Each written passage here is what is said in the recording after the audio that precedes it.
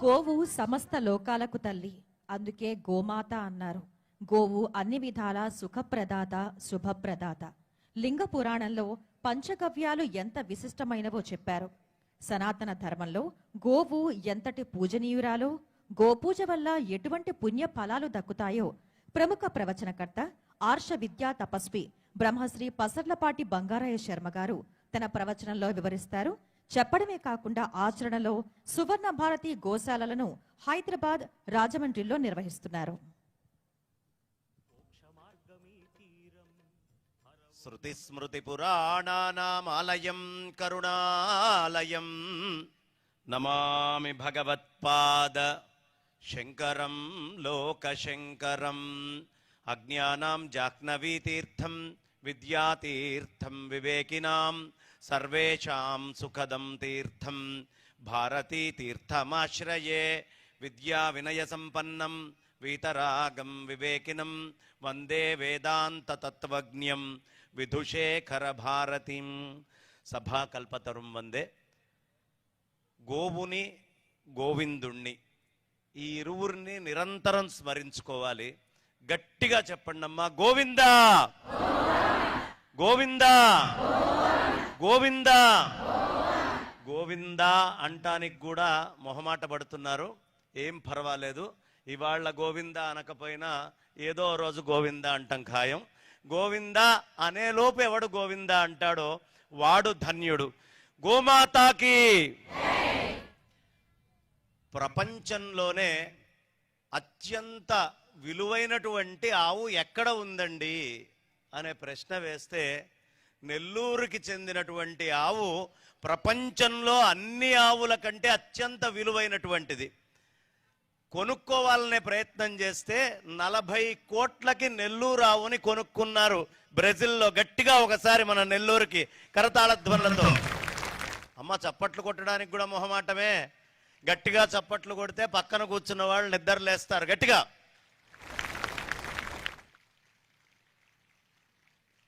అద్భుతమైనటువంటి చరిత్ర.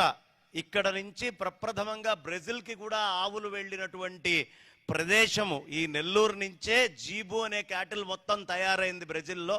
కాబట్టి అలాంటి అద్భుతమైనటువంటి నెల్లూరులో ఆవు గురించి 4 మాటలు చెప్పుకునేటటువంటి భాగ్యం మనందరికీ లభించింది. గావో విశ్వస్య మాతరః. ఈ విశ్వంలో తల్లి పాలు వాళ్ళ పిల్లలకు ఉపయోగపడతాయి.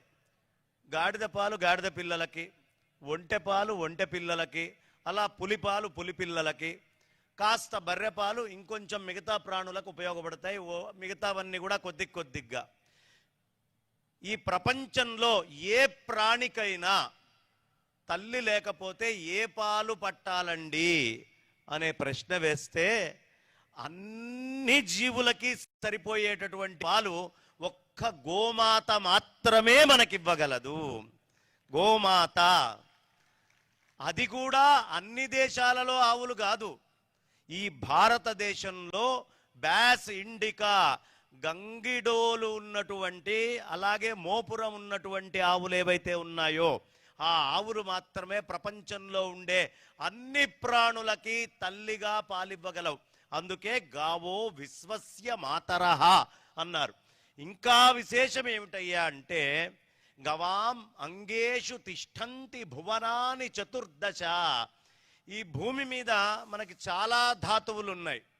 కానీ మొత్తము ఈ బ్రహ్మాండంలో 14 లోకాలు ఉన్నాయి. అతల వితల సుతల తలాతల మహాతల రసాతల పాతాళ లోకాలు కింద ఉంటే, భూహు భువః సువః మహః జనః తపః జనః సత్యలోకాలన్నీ 7 లోకాలు పైన ఉన్నాయి.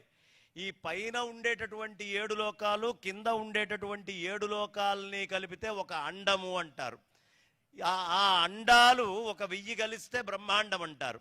ఈ 14 లోకాలతో కూడినటువంటి ఎన్ని లోకాలైతే సత్యలోకం నుంచి పాతాళం దాకా ఉన్నాయో వాటిల్లో ఎన్ని రకాల ధాతువులు ఉన్నాయో, అంటే మెటీరియల్స్, మనకి మెటల్స్ కానివ్వండి, లేదు మనకి ఆభరణాలు వేసుకుంటాం, ఆభరణాలు కానివ్వండి, ఏవైనా సరే, ఈ అన్నీ కూడా, ఈ మొత్తము కనిపించేటటువంటి సమస్తము కూడా ఏదైనా ఒక ప్రాణిలో ఉన్నాయా అని అడిగారు. అది ఒక్క ఆవులో మాత్రమే 14 భువన భాండాల్లో ఉండే అన్ని ధాతువులు ఉన్నాయి. మిగతా ఏ ప్రాణిలోనూ ఇన్ని ధాతువులు లేవు.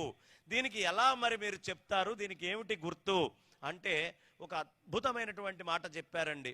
ఆవుకి విషం పెట్టినా, ఆ విష పదార్థాలని ఆవు తిన్నా ఆ ఆవు కంఠము దగ్గరే ఆగిపోతుంది. లోపల పాల దగ్గర ఇంత కూడా విషం రాదు. కన్న తల్లి ఏదైనా వేరే పదార్థం తిన్నా కన్న తల్లి పాలల్లోకి విషం చేరుతుంది. కానీ ఆవు పాలల్లో ఎప్పుడూ విషం చేరదు. తన యొక్క కంఠము దగ్గరే విషాన్ని మొత్తము తీసుకొని అమృతమయమైనటువంటి క్షీరాన్ని మనందరికీ కూడా ఆవు అందిస్తుంది. దేనివల్ల అందిస్తుంది? గట్టిగా, మొహమాటం ఎందుకు?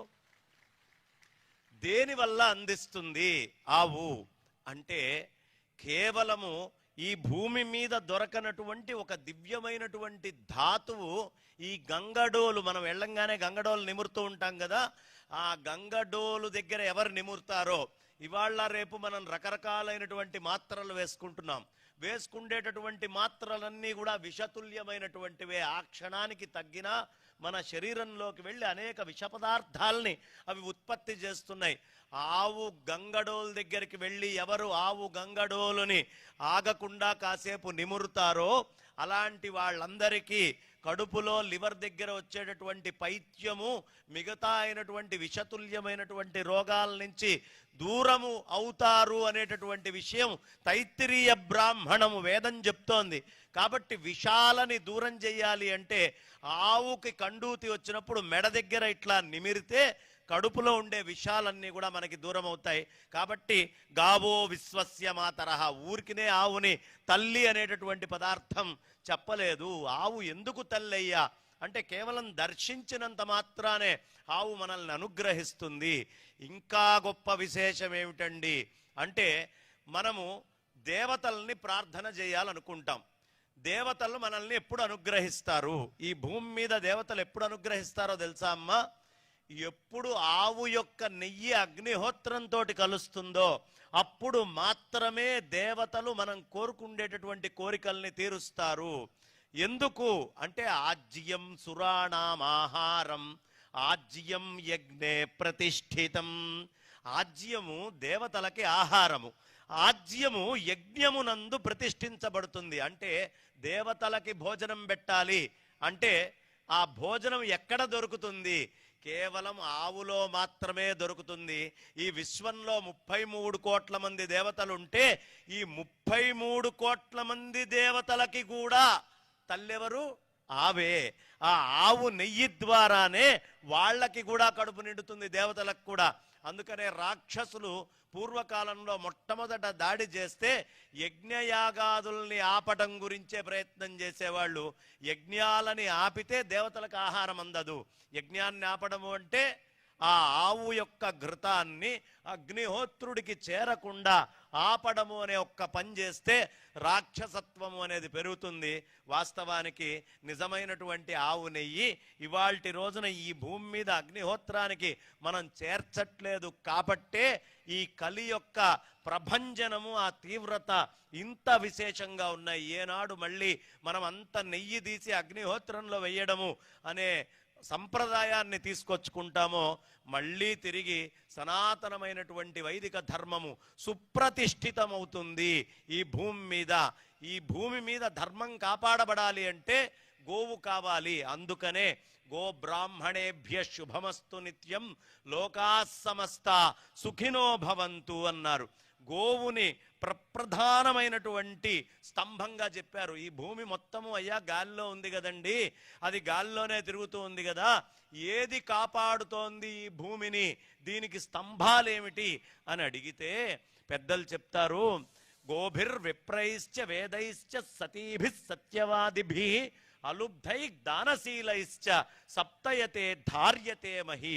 ఈ భూమిని కాపాడుతున్నటువంటి మొట్టమొదటి స్తంభము ఏదైనా ఉంది పతనం కాకుండా అంటే అది గోవు మాత్రమే అని చెప్పారు.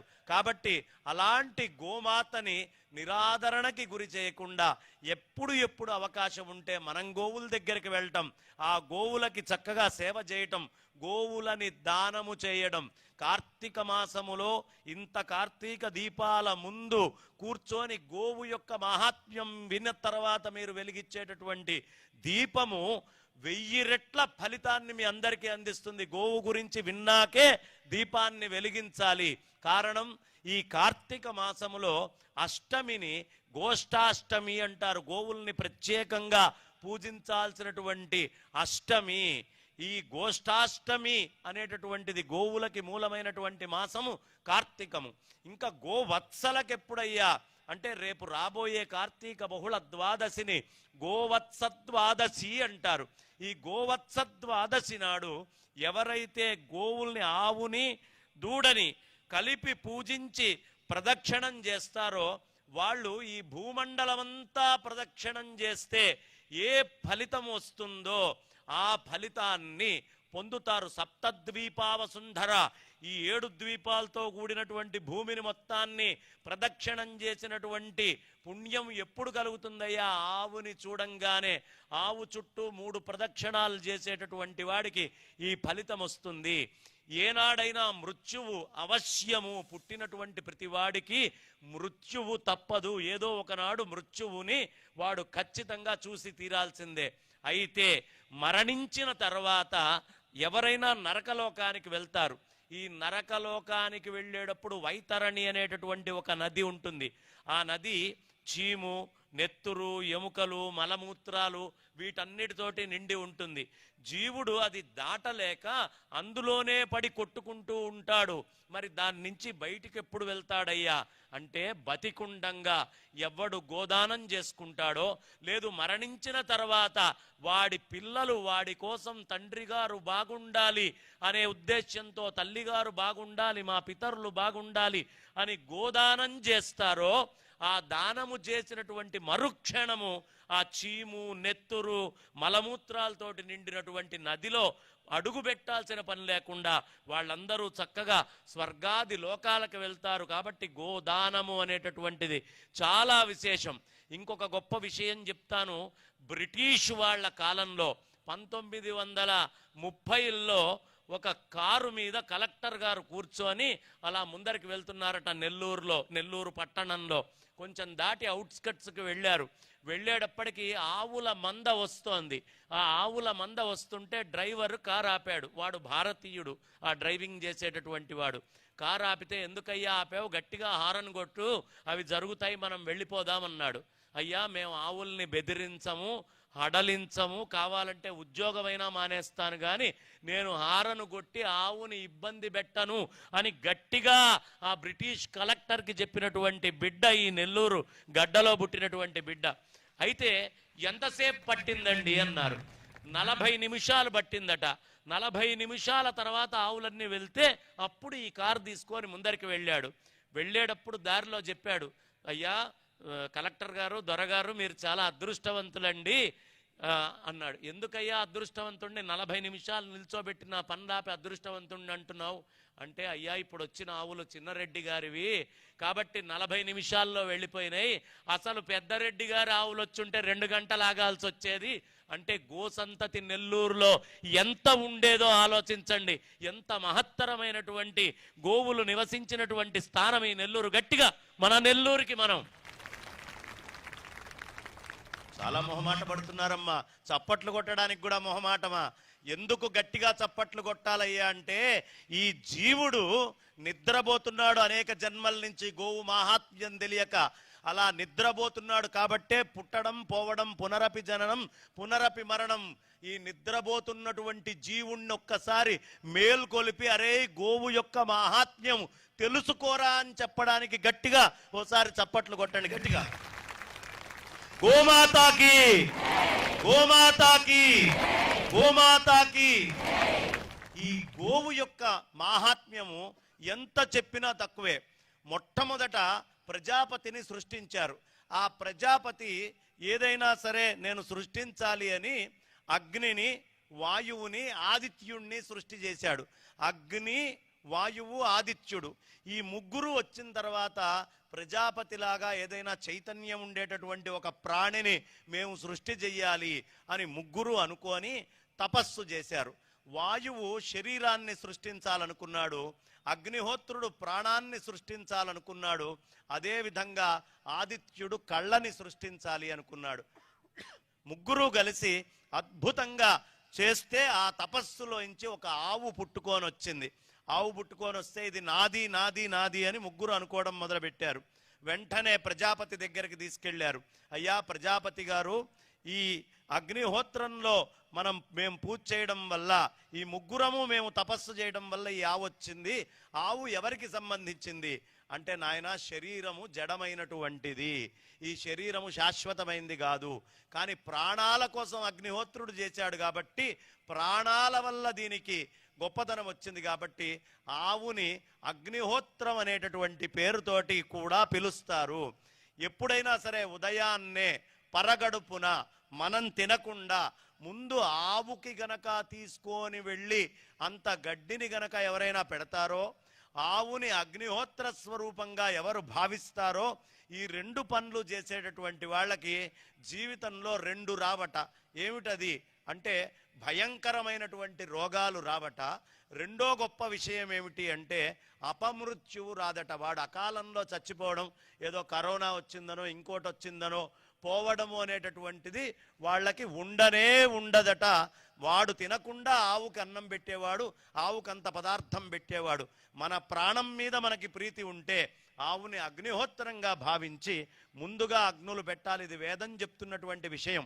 నిత్యము అగ్నిహోత్రాలు అగ్నికార్యాలు చేసేటటువంటి బ్రాహ్మడు ఒకవేళ ఊరెళ్ళి అగ్నికార్యం చేయలేనటువంటి పరిస్థితి వస్తే ఏం చెయ్యాలి అనేటటువంటి శంక మొత్తము కలిగితే అప్పుడు ధర్మశాస్త్ర గ్రంథాలు ఏం చెప్పినాయని చూస్తే వేదం ఒకటే చెప్పింది, నాయనా నీ పక్కింటి వాడికి కానీ నీకు సంబంధించినటువంటి ఆవుకి నువ్వు వెళ్ళి అంత గడ్డి గనక పెడితే నిత్యము నువ్వు చేసేటటువంటి అగ్నిహోత్రాలని ఆపిన దోషము నీకు రాదు. అంటే పౌండరీకము, ఈ ఇష్టులందరూ కూర్చొని పెద్ద పెద్ద యాగాలు బ్రాహ్మణులు కూర్చొని చేస్తారు కదా, ఈ యాగాలన్నీ చేస్తే ఏ ఫలితం వస్తుందో ఆవుకి అంత గడ్డి తీసుకొని వెళ్ళి, ఆవుకి ఇష్టమైనటువంటి తోటకూరో ఏదో ఒకటి తీసుకొని వెళ్ళి ఆ ఆవుకి గనక కాస్త తినిపించినట్లయితే మనకి పరిపూర్ణమైనటువంటి పాప పంకిలం. మనమేం తక్కువ వాళ్ళమా? కళ్ళు మూసి తెరిచే లోపల ఊహించలేనన్ని పాపాలు చేయగలిగినటువంటి సమర్థత కలిగినటువంటి బుద్ధి జాతి ఉన్నవాళ్ళం మనమందరం కూడా. కాబట్టి ఆ పాప పంకిలం నుంచి దూరం కావాలి అంటే ఏం చెయ్యాలయ్యా? ఏమీ కష్టపడద్దండి. చక్కగా మోపురము గంగిగోవు పాలు గరిటెడైనను చాలు. వేమన గారు చెప్తారు, ఇప్పుడుండే జెర్సీ ఆవులకి పైన గంగి ఉండదు, కింద గంగి కనిపించదు. ఇలాంటి ఆవులు వస్తాయని పాపం వేమారెడ్డి గారికి ముందే తెలుసు. అందుకే ఆయన గంగిగోవు పాలు గరిటెడైనను చాలు అన్నాడు. కాబట్టి గంగి ఉన్నటువంటి అంటే ఈ ముందర చక్కగా చర్మం కిందకొచ్చినటువంటి ఆవు, మోపుర ఉన్నటువంటి ఆవుకి వెతికైనా సరే మీరు పెట్టండి. మీ పిల్లలు నిండు నూరేళ్లు ఆరోగ్యంగా బలంగా ఉండాలి అనే కోరిక ఉంటే వాళ్ళ చేత కూడా ఎప్పుడు ఆవు దొరుకుతుందో అప్పుడప్పుడు తోటకూర ఇట్లాంటివి పెట్టండి. కానీ ఆవుకి ఏ పదార్థాలు పెడితే ఆ పదార్థాలు తెలిసి తెలియకుండా మాత్రం పెట్టకూడదు. ఇవాళ రేపు టీవీలు పెట్టంగానే నవగ్రహాల దోషాలు పోవాలంటే ఇది పెట్టండి అది పెట్టండి అని రకరకాలవి పెట్టిస్తున్నారు. అలా పెట్టకూడదు. కడుపుతోటున్నటువంటి ఆవుకి పొరపాటున బెల్లం పెట్టకూడదు, ఎబార్షన్ అవుతుంది.